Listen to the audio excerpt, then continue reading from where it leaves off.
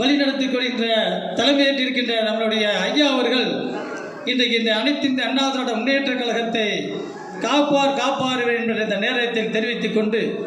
அவர் வழியிலே நம்ம தொடர்ந்து பயணிப்போம், இந்த இயக்கத்தை மீட்டெடுப்பார், அது கூடிய விரைவில் நடக்கும் என்பதை இந்த நேரத்தில் தெரிவித்துக் கொண்டு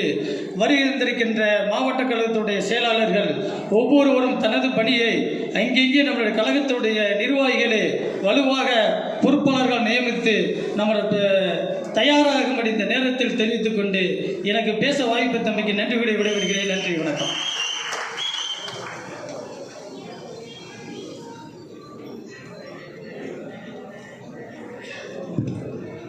அடுத்ததாக